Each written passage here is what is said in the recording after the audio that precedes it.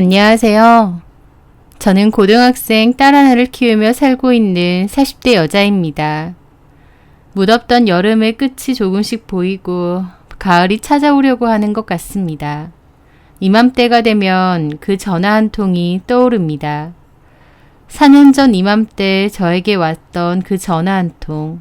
그 전화 한 통으로 참 많은 게 달라졌었죠. 4년 전 그때로 돌아가 보자면 저는 평범한 주부였습니다. 아이를 학교에 보내고 집안일을 한창 하고 있을 때였죠. 그런데 제 폰으로 전화 한 통이 울렸습니다. 저에게 전화를 건 발신자를 확인했을 때 저는 속에서 심장이 덜컥 내려앉았습니다. 알바생 송유나라고 되어 있었거든요. 저희 남편은 고깃집을 운영하고 있습니다. 그맘때 10년 정도 운영을 했었는데 초창기에는 저도 일을 같이 도왔어요. 그러다가 나중에는 직원과 아르바이트생도 뽑으면서 저까지 굳이 일할 필요가 없어졌습니다. 그래서 나중에는 저는 일을 하지 않았어요. 다만 남편 가게에 관련된 세금 문제라던가 아르바이트생을 뽑는다던가 하는 일 정도는 제가 하기도 했습니다. 저에게 전화를 했던 송유나 역시 남편 가게에서 일했던 알바생이었어요. 제 기억 속의 송유나는 20대 후반이어서 알바생치곤 적지 않은 나이였는데 자기도 나중에 식당을 하고 싶어서 창업 준비를 한다고 했고 경험차 아르바이트를 한다고 했던 기억이 있습니다. 당차고 야무져 보이는 인상과 말투여서 알바생으로 채용했었는데 열심히 배워보겠다는 말과 달리 6개월 정도 일하고 그만뒀다고 들었어요. 그러니까 저에게 전화를 했을 땐 송유나는 이미 가게를 그만둔 상태였던 거죠. 가게를 그만둔 지 이미 몇 달 된 알바생이 전화를 하니 제 심장은 덜컥 내려앉았습니다. 왜 전화했지? 혹시 하는 생각이 들었어요. 그만둔 알바생이 전화를 할 수도 있는데 제가 왜 이렇게 과민하게 반응을 하는지는 나중에 차차 말씀드리도록 하겠습니다. 하여튼 저는 그만둔 알바생한테 전화가 오니까 두근거리는 심장으로 일단 전화를 받았습니다. 여보세요? 안녕하세요, 사모님. 저 송유나라고 합니다. 고깃집에서 일했던. 네, 알고 있어요. 혹시 제 번호 저장해 두셨어요? 채용하는 직원들은 다 저장해 두죠. 근데 무슨 일로? 그만뒀다고 들었는데. 네, 맞아요. 2달 전에 그만뒀습니다. 근데 무슨 일이에요? 그렇게 물어보는데 무슨 얘기를 할까 싶어서 가슴이 콩닥콩닥 거리더라고요. 저 혹시 괜찮으시면 잠깐 뵐 수 있을까요? 직접 만나서 말씀드리는 게 나을 것 같아요. 나를 보자고요? 왜요? 꼭 드릴 말씀이 있어서요. 시간 오래는 안 뺏을게요. 저를 보자는 거예요. 저랑 개인적으로 친분이 있는 것도 아닌데 저를 보자고 하니 이상하기도 하고 거부감도 확 들었죠. 그럼에도 찝찝한 부분이 있어서 알겠다고 만나자고 했습니다. 송유나는 저를 작정하고 만나러 온 건지 애초에 저희 집 근처에서 연락을 한 거더라고요. 저는 지갑만 챙긴 채로 저희 아파트 상가에 있는 카페로 갔어요. 거기에는 송유나가 저를 기다리고 있었죠. 과거 알바 면접도 제가 받고 남편 가게를 오며 가며 한 번씩 봤기 때문에 얼굴은 알고 있었습니다. 저는 좀 어리둥절한 기분으로 다가갔죠. 저기... 오셨어요? 앉으세요. 뭐 커피라도. 내가 해올게요. 그렇게 저는 여전히 의아한 기분으로 커피를 사서 자리로 돌아왔죠. 그렇게 마주왔는데 나를 왜 부른 건지 무슨 일인지 모르겠더라고요. 저는 잠시 망설이다가 입을 뗐습니다. 잘 지내고 있어요? 그만둔 지 2달 정도라고요? 네. 제가 갑자기 전화해서 놀라셨죠? 좀 그렇죠. 사장님도 아니고 나한테 전화할 일이 뭐가 있나 싶고. 혹시 가게에서 무슨 일이 있었나요? 그만둘 때 자국이 좀 있었다던가 임금 관련해서 문제가 있다던가. 아니요. 그런 거 없고 임금도 잘 보내주셨잖아요. 사모님이 보내주시지 않나요? 그렇죠. 직원들 월급은 내가 보내는데 혹시 나도 모르게 실수한 게 있나 싶어서. 그 알바생은 엄청 당당했고 저는 이상하게 위축이 되어 있었습니다. 제가 이렇게 위축이 되고 자꾸만 눈치를 보는 것도 다 이유가 있었긴 하지만요. 하여튼 저는 다시 물었습니다.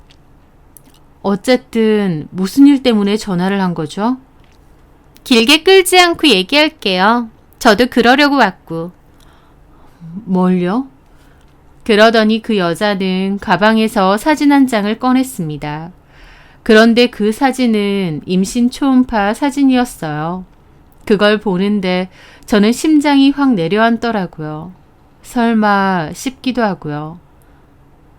이게 뭐죠? 사장님 애예요. 저 지금 임신 중이고요. 네? 저는 너무 충격이라서 입을 다물 수도 없었습니다. 지금 뭔 소리를 하는 거예요? 내 남편 애라고요? 저기 혹시 내 남편이 유나 씨한테 몹쓸 짓이라도... 아니요. 무슨 몹쓸 짓이라뇨. 서로 좋아해서 그런 건데. 네? 사모님은 아예 모르셨나 보네요. 저 사장님하고 만나고 있습니다. 지금 저 살고 있는 오피스텔도 사장님이 해주신 거고요. 저는 너무 큰 충격을 받고 머리가 어질어질했죠. 그리고 그 여자애가 너무 당당하게 말을 하는 게 더 충격이었습니다. 부끄러움도 없어 보였고 저에게 일말의 미안함이나 죄책감도 없어 보였죠. 무슨 당연한 권리를 내세우러 온 것처럼 당당했으니까요. 남자들 바람피면 티가 난다더니 꼭 그렇지도 않은 모양이에요. 사모님은 아예 몰랐다는 거 보니. 송유나 씨, 지금 뭔 소리 하는지 알고 떠드는 거예요? 송유나 씨가 내 남편하고 바람났다 그거예요? 네. 그래서요? 이렇게 먼저 나 찾아와서 이실직고 하는 이유가 뭔데? 이혼해 주셨으면 좋겠어요. 사장님도 그걸 바라시는데 말은 못 하시는 것 같아요. 사장님하고 사모님하고 사이도 별로 안 좋다 그러고 집에서 얘기도 잘 안 하신다면서요. 솔직히 그게 부부인가요? 라면서 주제넘는 소리를 하는데 이런 되바라진 애를 과거에 야무지고 똑똑하게 봤던 제가 참 보는 눈이 없었구나 싶더라고요. 너 미쳤니? 바람피는 애들 지능이 낮다더니 할 말 못할 말 구분도 못해? 네가 뭔데 나한테 그딴 소리야? 사장님이 못하면 저라도 해야겠어서요. 저도 마냥 기다릴 수도 없고. 라는데 너무 어처구니가 없으니 말도 안 나왔죠. 저는 바로 남편에게 전화를 걸었습니다. 왜? 지금 송유나라고 니네 가게에서 일했던 알바생 걔가 나 찾아와서 니애 임신했다고 이혼해달랜다. 뭐라고? 너 진짜 가지가지한다. 지금 어디야? 내가 갈게. 저는 남편에게 상가 카페라는 말만 짤막하게 알려주고 전화를 끊었습니다. 앞에서 당당하게 저 쳐다보고 있는 이 여자를 보는데 이게 꿈인지 뭔지 싶더라고요. 눈치도 없는지 일부러 그러는 건지 저에게 뭐라고 더 말하려고 하길래 입 다물고 있으라고 지금 남편 오고 있으니 오면 얘기하자고 했습니다. 그렇게 아무런 말 없이 15분 정도 가만히 있으니 남편이 헐레벌떡 찾아왔죠. 그리고는 급하게 제 옆에 앉으려고 하더라고요. 저는 저쪽으로 앉으라고 했습니다. 남편은 눈치 보더니 그 여자한테 여기를 왜 찾아오느냐고 화를 내더라고요. 오빠가 말한다고 해놓고 계속 얘기 안 했잖아. 그래서 내가 그랬잖아. 오빠가 얘기 안 하면 내가 얘기한다고. 하면서 제 앞에서 오빠 거리는데 그 여자애가 20대 후반이고 제 남편이 40이었기 때문에 못해도 10살 이상은 차이가 났습니다. 그런데도 아무렇지 않게 본처 앞에서 오빠 거리는데 얘도 정상은 아니구나 싶더라고요. 남편은 환장하겠다는 얼굴로 머리를 감싸쥐더니 저한테 저기 일단 일어나자. 여기 보는 눈도 있고. 쪽팔리긴 한가 보네. 하도 여기저기 쪽팔린 짓 많이 하고 다녀서 난 이 정도는 아무것도 아닐 줄 알았어. 내가 뭘 어쨌다고 또 그렇게 말해. 얘기해줘? 얘는 다 알아? 그 말에 그 여자도 어리둥절해 하더라고요. 뭘요? 저는 그 여자 말은 무시하고 남편에게 말했습니다. 내가 너랑 살면서 정말 볼 꼴 못 볼 꼴 다 보고 산다. 진짜 지겹고 넌덜머리가 나. 알았으니까 작게 좀 얘기하라고. 얘 사는 집 구해주고 임신까지. 알바생 콜렉터도 아니고 진짜 너는 그냥 쓰레기도 아니야. 핵 폐기물이야.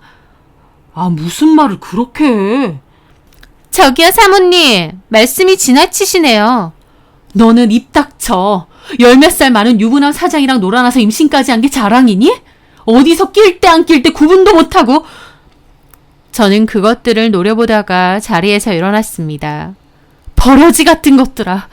너네랑 같이 있으니까 내 지능까지 떨어지는 것 같다. 저는 그렇게 자리를 박차고 나섰습니다. 그 카페를 벗어나는 그 순간부터 저는 이미 머릿속에 이혼을 떠올렸던 것 같아요. 더 이상은 못 참겠다. 더 이상은 안 되겠다. 저 핵 폐기물 같은 인간 전현한테 줘버리자. 그 생각만 머릿속에 가득했습니다. 그렇게 집으로 돌아왔고 남편이 저에게 계속 전화를 하길래 그냥 폰도 꺼버렸습니다. 가만히 창밖을 보고 있는데 화가 나는 것도 아니고 슬픈 것도 아니었어요. 그냥 결국 이렇게 됐구나. 이게 우리의 끝이구나. 그런 생각이 들었던 것 같습니다. 처음 그 남자와 결혼할 때만 해도 서로 사랑했고 믿었고 평생을 의지하며 살 반려자라고 믿었어요. 그래서 여러 어려움이나 시련이 있어도 얼마든지 해결할 수 있다고 믿었죠. 그 끝이 이럴 줄은 몰랐습니다. 제가 결혼을 결심했을 때 저는 28 정도였고 남편도 동갑이었어요. 요즘은 30 넘어서 많이 가다 보니 결혼까지 생각하기엔 비교적 이른 나이기도 했죠. 저는 학원에서 수학을 가르치는 일을 했고 남편은 타일 기능사 일을 했었습니다. 일거리도 많았고 돈도 잘 버는 편이었죠. 남편은 제가 좋다며 저를 쫓아다녔고 비싼 가방이나 시계 등 선물도 잘했었습니다. 저 좋다고 그렇게 매달리고 수시로 연락하고 선물하고 그러니까 저도 그 남자가 좋았죠. 내가 뭐라고 이렇게 나를 좋아해주나 나한테 최선을 다하나 고맙기도 했고요. 그렇게 1년 반 정도의 연애 끝에 결혼을 하게 되었습니다. 결혼하고 얼마 안 있어서 아이를 가지게 되었고 출산과 동시에 학원은 그만뒀어요. 제가 다녔던 학원은 규모가 좀 작기도 했고 육아휴직 같은 개념도 없었기 때문에 자연스럽게 그만뒀죠. 남편이 타일 작업하는 일로 돈을 잘 벌었기 때문에 경제적으로 큰 어려움은 없을 거라 생각했습니다. 그런데 1년 정도 지났을 무렵 남편은 일을 하다가 허리를 크게 다쳤고 수술을 받게 되었어요. 몇 달 동안 일을 못하고 쉬었는데 요양이 끝난 남편은 더 이상 타일 일을 하고 싶지 않다고 했습니다. 이제 와서 그럼 뭐 할 거냐고 했는데 그냥 회사를 다니고 싶대요. 허리도 너무 아프고 이제 몸으로 하는 일 말고 그냥 사무직 일 해보고 싶다면서요. 남편 본인이 도저히 못하겠다는데 제가 뭐라고 하겠나요. 그렇게 하라고 했고 남편은 초반에는 이력서도 넣고 면접도 보러 다니는 것 같더니 취업이 잘 안 되면서부터 그냥 놀기 시작했습니다. 더 이상 취업 준비도 안 하는 것 같고 그냥 집에서 내내 게임이나 하고 TV나 봤는데 제 입장에선 너무 답답하고 힘들었죠. 남편에게 언제까지 집에 있을 거냐, 우리 통장 잔고도 바닥났고 아이도 키워야 되는데 언제까지 이럴 거냐 그랬고 남편은 취업이 안 되는데 나보고 어쩌냐고 했죠. 저는 다시 타일 일이라도 해보면 안 되느냐 했는데 남편은 허리가 아픈데 어떻게 그런 일을 하느냐고 했습니다. 그러면서 남편과 저는 잦은 다툼을 하게 되었는데 저도 아이만 아니면 나가서 일이라도 하고 싶죠. 그렇다고 남편이 아이를 보는 것도 아니었고 육아에는 나 몰라라였거든요. 그냥 시간만 죽이고 집에만 있었던 거죠. 결혼하고 얼마나 됐다고 남편이 이럴 줄은 몰랐습니다.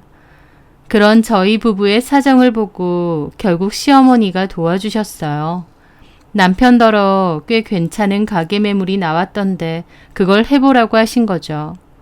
시어머니 노후 자금에 대출까지 좀 해서 그 가게를 해주신다고 했고 남편도 저도 별다른 방도가 없었기에 감사하게 그 가게를 하겠다고 했습니다.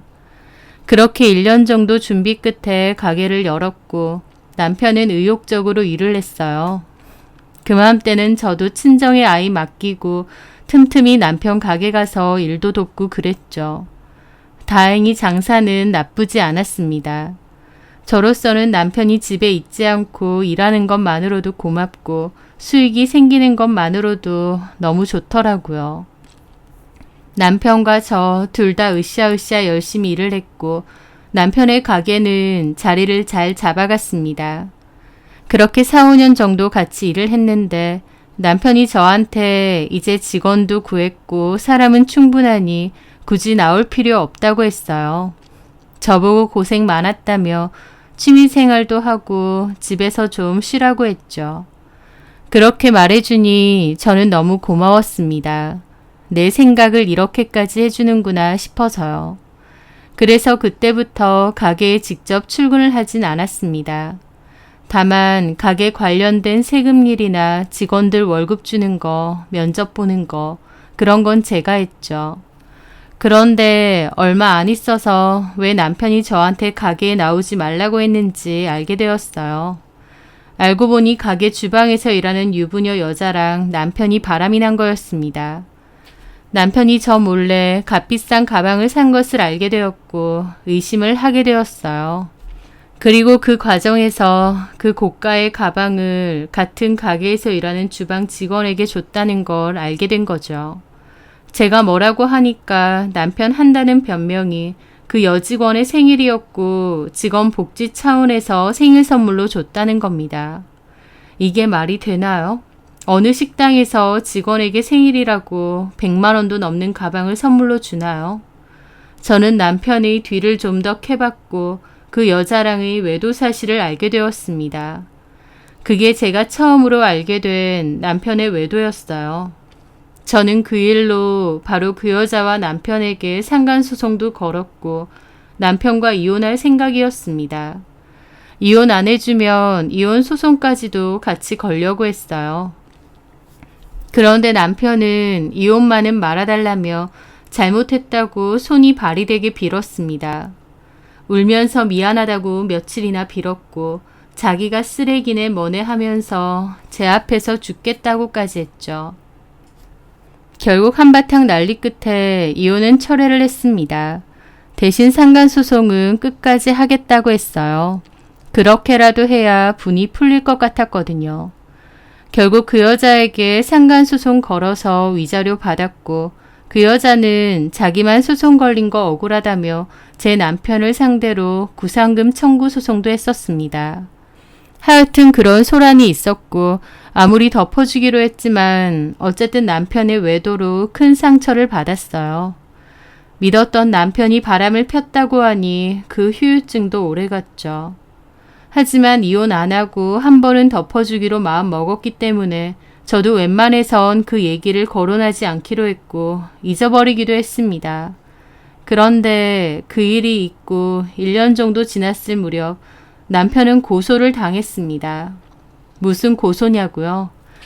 남편이 가게 여자 알바생 한 명에게 성희롱적인 발언을 여러 번 했고 그 알바생이 그걸 녹음해서 성희롱 고소를 했던 거예요. 그 사실을 알고 저는 까무러쳤습니다. 남편이 밖에서 그런 소리를 하고 다니는 인간인지 몰랐어요. 와이프가 어떻게 남편에 대해서 그렇게 모르냐 할 수도 있지만 저는 정말 몰랐습니다. 제 앞에서는 오히려 차분하고 과묵한 편이었고 그런 실없는 소리를 할 것 같지는 않았어요. 더더군다나 본인 가게에서 일하는 여자 알바생한테요. 남편도 처음에는 억울하다, 자기가 당한 것 같다, 자기는 그런 사람이 아니다 막 그러길래 남편을 믿어야 하나 했는데 그 알바생이 녹음했다는 음성을 직접 듣게 되었습니다.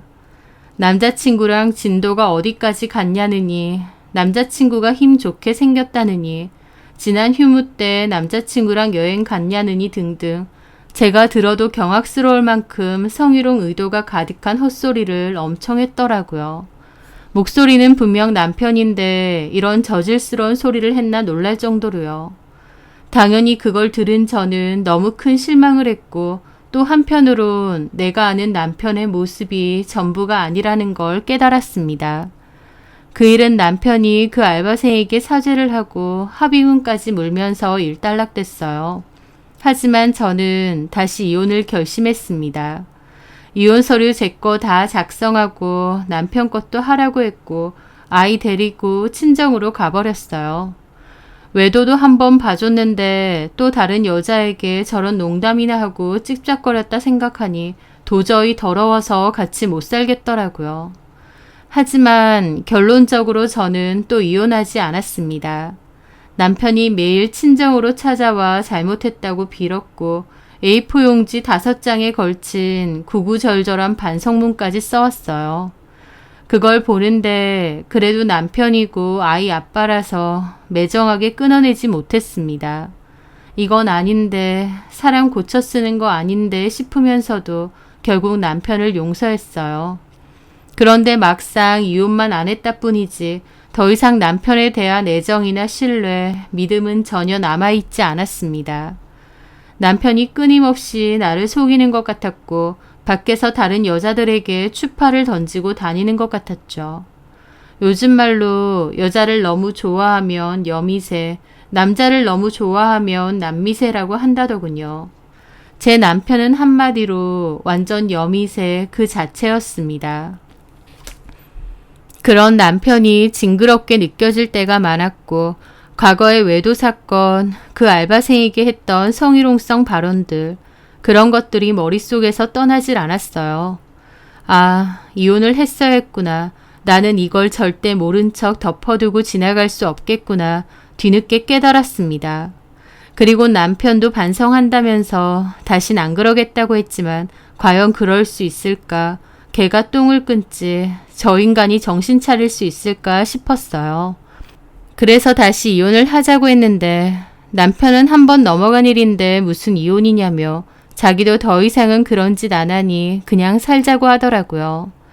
저도 현실적으로 여러 가지 걸리는 게 많아 이혼까진 안 했지만 그때부터 더 이상 남편과 정상적인 부부로 살진 않았어요. 남편과 각방을 썼고 꼭 필요한 대화 말고는 집에서 대화도 잘 안 했죠. 예전에는 서로 꼭 껴안고 TV를 보거나 아이가 잠들면 집 앞에 나가서 맥주 한 잔씩 하고 그랬는데 더 이상 그런 것도 안 했습니다. 하고 싶지도 않았고 남편의 속에 도대체 뭐가 들어있나 모르겠더라고요. 그렇게 서로 대화 없이 남남처럼 살았고 이렇게 살 거면 이혼하는 게 맞지 않나 라는 생각도 끊임없이 계속했던 것 같아요. 제 딴에는 아이 생각해서 이혼을 안 하려고 했던 건데 부모가 사이가 안 좋고 남남처럼 지내는 게 아이에겐 더 안 좋을 거였기 때문에 이혼하는 게 맞지 않나 싶었어요. 이혼이라는 게 막상 제 일이 되니까 결코 간단한 일도 쉬운 일도 아니더라고요. 정말 많은 고민을 했던 것 같아요. 그러던 차에 그 전화를 받았던 겁니다. 그 여자 알바생 송윤아에게 전화가 왔던 날 제 심장이 덜컥 내려앉은 것도 그런 이유였어요. 내 남편이 또 사고를 친 건가, 무슨 잘못을 한 건가, 알바생한테 성희롱이라도 했을까, 아니면 더한 짓이라도 한 걸까? 심장이 철렁했던 거죠. 물론 송윤아랑은 남편의 일방적인 잘못이 아니라 쌍방이서 합의했던 불륜이었지만요. 어쨌든 다시는 안 그러겠다며 제 앞에서 눈물로 반성하고 반성문까지 썼던 남편이지만 또 열 몇 살 어린 알바생 여자랑 바람피고 그 알바생 사는 집 구해주고 임신까지. 정말 갱생도 안 되는 쓰레기가 이런 거구나. 발정난 개 땡땡이구나. 그 생각이었습니다. 그리고 내가 뭘 믿고 2번이나 믿어줬나 내 발등을 찍고 싶었죠. 너무 실망을 많이 했기에 더 이상 실망할 것도 없었고 그냥 이혼해야겠다 생각했어요. 저를 배신한 것도 배신한 거지만 살면서 남편이 또 무슨 짓을 벌일지 가슴 조마조마하면서 이렇게 더 살고 싶지도 않았거든요. 그렇게 저는 이혼을 결심했습니다. 남편은 송윤아가 저를 찾아온 그 사건 이후로 집에 안 들어왔어요. 비겁하기까지 한 남편은 저를 피한 거죠.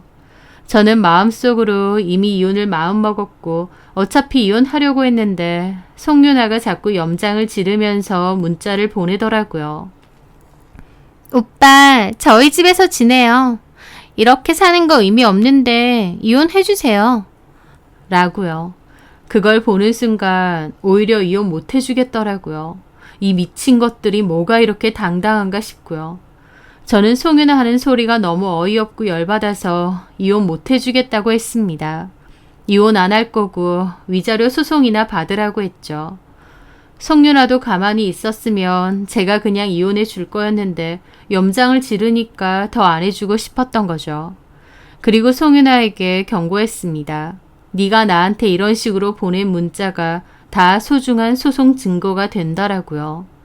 그리고 경고만 한 게 아니라 정말 위자료 소송도 걸었어요.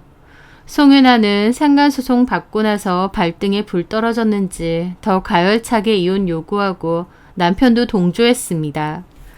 그전까진 절대 이혼은 안 된다고 했던 남편이지만 이제는 송윤아랑 살겠다고 그냥 이혼해달라고 하더라고요. 제가 그토록 이혼해달라고 할 땐 안 해주더니 정작 제가 이혼 못한다고 하니 이혼해달라는 그 상황도 어이가 없었죠. 저는 남편에게 그랬습니다. 나에게 이혼을 요구하고 싶으면 내가 솔깃할 만한 제안을 먼저 하라고요. 나는 너 때문에 결혼 생활 내내 마음고생 너무 심하게 했다. 그런데도 다 참아줬는데 결국 너는 또 여자랑 몰래 만나고 이제 이혼까지 요구한다. 내 입장에선 얼마나 기막힌 일이냐 그랬어요. 남편은 자기가 할 말이 없다고 하면서 눈물까지 찔끔거리는데 악어의 눈물이라는 게 저런 거구나 싶더라고요. 저는 다 필요 없고 지금 사는 집 나에게 넘기면 이혼해준다고 했습니다. 아이도 키워야 되고 나도 다시 경제활동 시작해야 되는데 집 하나 없이 시작할 수 없다고요. 혼인기간도 15년이고 재산분할로 쳐도 이 집의 반은 내 거다. 근데 나도 너무 지쳐서 너랑 싸우고 싶지도 않다. 이 집 넘기면 네가 원하는 이혼 해줄 테니 그 젊은 여자랑 애 낳고 오손도손 살아봐라 그랬습니다. 남편은 집이 한두 푼도 아닌데 그건 좀 그렇다고 거절했고 아쉬울 거 없던 저는 그럼 이대로 그냥 살자고 했어요. 하지만 그 여자는 본인 배가 계속 불러오니까 불안했던 것 같더라고요.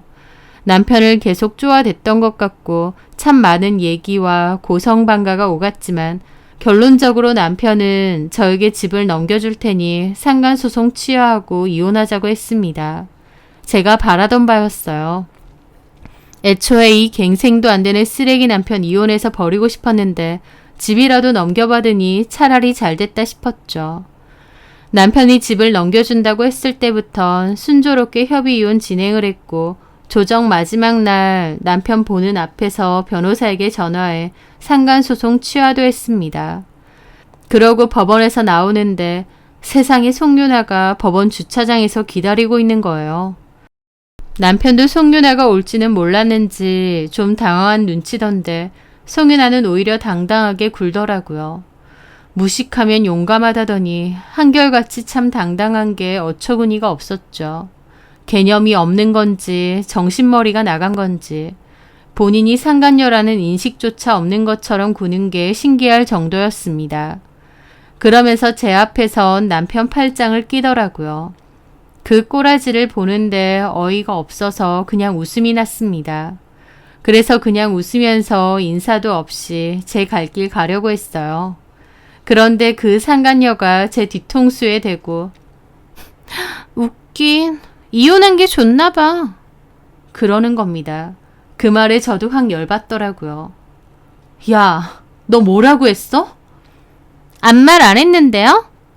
이혼한 게 좋나 봐. 그랬잖아. 내가 들었는데? 그냥 혼잣말이에요. 혼잣말도 못해요? 지가 원하는 대로 이혼도 해줬구만. 왜 사람을 글라 싶어서 어이가 없었죠. 남편도 눈치를 보며 그 상간녀에게 그냥 가자고 하더라고요. 저도 그것들 상종도 하기 싫었는데 그래도 한마디는 해야겠더라고요. 저는 팔짱 끼고 웃으며 그랬죠. 이혼한 거 좋냐고? 대답해 줄게. 좋아. 너무 좋아. 제가 그 말을 하자 상간녀도 코웃음을 쳤습니다. 센 척은. 내가 굳이 센 척을 왜 해? 내 표정 보면 모르니? 진짜 좋아. 저 처치곤란 쓰레기 같은 인간 어떻게 치우나 했는데 쓰레기차가 나타나서 자진해서 데리고 간다니 얼마나 좋아. 쓰레기차? 말 다 했어요? 네가 불쌍해서 한마디 해줄게. 본처보다 네가 잘나서 저 인간 뺏은 것 같지? 나한테 뭐 이긴 기분이라도 드는 것 같지? 근데 조금만 살아보면 아닌 거 알 거야. 나 이혼 너무 하고 싶었는데 네 덕분에 수월하게 했다. 너도 각오하고 살아. 나도 저 인간이랑 살면서 참 별일 많이 봤거든. 멀리 볼 것도 없겠다. 각오해. 조만간 큰 거 하나 올 거야. 너는 뭔 소린지 모르겠지만 나도 저 인간도 잘 알거든. 그 말에 남편도 발끈해서 그만하라고 화를 내더라고요. 이게 뭔 소린지 모르는 그 여자는 어리둥절해하고요. 이게 뭔 소리야, 오빠? 아니야, 아무것도. 이제 끝났으니까 서로 갈 길 가자. 남편은 그러면서 황급히 그 여자를 데리고 차에 오르더라고요. 저는 황당한 기분 반, 후련한 기분 반을 느끼며 그 자리를 떴습니다. 그날 저녁 그 여자가 전화가 왔더라고요. 아까 그 얘기가 뭔 소리냐고요. 야, 내가 네 친구야? 어따 대고 자꾸 전화질이야. 아까 그 얘기가 뭔데요? 오빠 잘만 하더니 니네 오빠한테 직접 물어봐. 얘기를 안 해주니까 그렇죠. 하면서 안달이 나 있더라고요. 저는 말해줄까 말까 하다가 그냥 계속 궁금해라 싶어서 얘기해줬습니다. 나 아까도 말했지만 너 때문에 이혼하는 거 아니야. 너랑 바람난 거 알기 전부터 이혼 서류 준비해놓고 살았던 사람이야. 왠 줄 알아? 알기 싫어도 조만간 알 거다. 얼마 전에 경찰서에서 연락이 왔어. 왜 왔을까? 뭐 때문에 연락이 왔는지, 니네 오빠가 뭘 어쩌고 사는지 이제 네가 잘 찾아보던지 물어보던지 알아봐. 원하는 대로 내가 이혼해줬잖아. 너 가지라고 줬잖아. 갱생도 안 되는 쓰레기 걷어갔으면 수습도 이제는 네가 하고 살아. 그리고 다시는 나한테 연락하지 마라. 나 네 친구도 아니고 이런 식으로 마음대로 연락할 사이도 아니야. 개념이 없어도 그 정도는 알고 살자. 그 여자애는 뭐라 따졌지만 저는 그냥 끊었습니다. 그리고 차단했어요. 제가 얼마 전 경찰서에서 도대체 무슨 전화를 받았냐고요. 그 전화는 남편의 친한 후배가 남편을 고소했다는 전화였습니다. 그 후배는 평소 남편을 잘 따랐는데 결혼한다고 약혼녀를 남편에게 소개해줬나 봐요.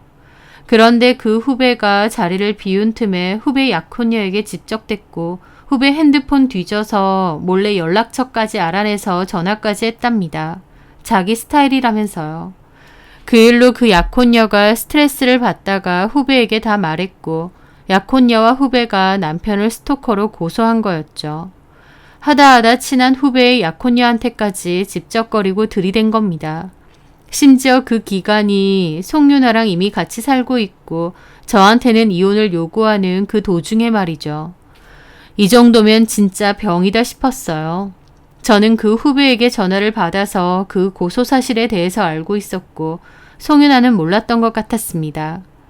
본처에게 이혼 요구하고 본인이랑 살면서도 그 와중에 또 다른 여자에게 집적거리다가 고소까지 당했다는 걸 알 수가 없었겠죠.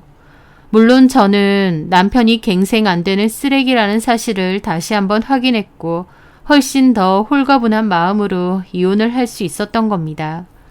송윤아도 곧 알게 되겠지 싶었더라고요. 제 전남편이 병처럼 온갖 여자들에게 모두 집적거리는 인간이라는 거. 그리고 보통의 여자들은 질색하는데 본인만 멍청하게 넘어가서 애까지 가지고 산다는 것을요. 그렇게 홀가분하게 이혼을 했는데 얼마 안 있어서 친했던 남편 옆가게 사장님에게 전해 들었습니다. 남편을 고소했던 그 후배가 남편 가게 찾아와서 멱살잡이하고 가게 집기도 다 부셨다는 걸요. 믿었던 형님이었는데 그런 짓을 벌인 데다 말도 안 되는 합의금으로 해결을 하자고 하니까 그 후배도 열받아서 찾아온 거였죠. 경찰까지 올 정도로 난리였고 남편 가게에서 고기 먹던 손님들까지 도망갈 정도였대요. 그런데 일은 연달아 터졌습니다. 몇 년 전에 남편과 놀아났던 유부녀 주방 직원이요. 제가 상간소송까지 걸었던. 자기 남편이 알면 안 된다고 막 빌고 그랬고 그때는 안 걸린 걸로 알거든요. 그런데 그 여자의 남편이 뒤늦게 그 사실을 알아챈 모양이었습니다. 이미 몇 년 지난 일이긴 하지만 서랍에 숨겨져 있던 상간소송 소장과 구상금 청구에 관련된 소장을 발견하게 되었고 남편 가게에 찾아왔다는 거죠. 와서 네가 내 마누라랑 붙어먹은 가게 사장이냐고 멱살잡이하고 송윤아는 충격으로 나자빠졌다고 하더라고요. 후배 약혼녀한테 지적거리다가 고소당하고 유부녀인 주방 직원하고 바람피다가 그 남편이 찾아와서 멱살잡이 하니까요. 제가 갱생도 안 되는 쓰레기, 네가 주워간 거다 라고 표현한 게 뭔 말인지 이제는 알았을 겁니다. 게다가 그런 일이 연달아 있으니 당연히 동네에서 소문이 엄청 안 좋아졌죠. 저 고깃집 사장이 여직원들 채용해서 집적거리고 성희롱한다면서 일파만파 소문이 다 났다고요. 어떤 사람은 새벽에 남편 가게 앞에 락커로 성추행범 고깃집, 불륜 고깃집이라고 적어놓기까지 했답니다. 동네 사람들도 오래된 단골까지도 전부 남편과 옆에 있는 송윤아까지 손가락질하는 상황이 됐던 거죠. 송윤아도 남편 가게에 출근해서 가게 사모님 행세 잘 했다는데 어느샌가부터 더 이상 안 보인다고 하더라고요. 그 소문이 너무 심했고 남편은 어떻게든 회복해보려고 할인 이벤트도 하고 행사도 했지만 고깃집이 거기 하나만 있는 것도 아니고 안 좋은 소문이 그렇게 많은데 누가 가려고 하겠나요? 결국 남편 가게는 파리만 날린다고 옆 가게 사장님이 전해주더라고요. 그 얘기를 들은 저는 그냥 하하하 웃었습니다. 그리고 참 우스운 이야기지만 저에게 전화를 했던 송윤아가 어쩔 때는 은인처럼 느껴지기도 합니다. 이혼을 하고 싶지만 확고한 결정을 못 내리고 있었는데 송윤아가 방아쇠를 당겨준 것 같았거든요. 덕분에 쓰레기 같은 남편 잘 정리하고 그나마 집이라도 건진 것 같고요. 한 번 속은 거면 속인 사람이 잘못이지만 두 번 속은 거면 속은 사람도 잘못이라는 말이 있죠. 저는 알면서도 두 번이나 속아주었습니다. 저도 미련했고 어리석었던 거죠. 이제 와서 생각해보면 남편을 믿었다기보다 또 아이에게 미안해서라기보다 이혼이라는 게 너무 두려웠던 것 같아요. 다른 핑계 다 필요 없고 그냥 제 자체가 이혼이라는 게 겁이 나서 아닌 걸 알면서도 망설였던 것 같습니다. 전 남편은 갱생도 안 되는 쓰레기 같은 인간이고 저를 끊임없이 속이는 인간이라는 걸 누구보다 잘 알면서도 말이죠. 때로는 잘못된 걸 알면서도 다른 선택이 두려워 그냥 가는 경우도 있는데 제가 그랬던 것 같아요. 앞으로는 살면서 절대 그러지 않으려고 합니다. 그냥 묻어두고 모른 척 해버리면 당장은 괜찮을지 몰라도 결국 제 속에서 다 쌓이고 골마 터지더라고요. 이혼으로써 남편이 또 무슨 사고를 칠까, 나를 속일까, 또 딴 여자들에게 그러고 있을까, 그런 생각으로 남은 인생을 골골대고 싶지 않을 수 있으니 이혼한 지금이 훨씬 마음 편하고 홀가분합니다. 전 남편 때문에 남자에게 너무 대여서 재혼할 생각도 없고 저희 아이 잘 키우면서 살려고 해요. 이맘때가 되면 그때 받았던 그 황당한 송윤아의 전화가 떠오르는데 그런 기억들도 시간이 지날수록 점차 옅어지겠죠. 제 사연 들어주셔서 감사합니다.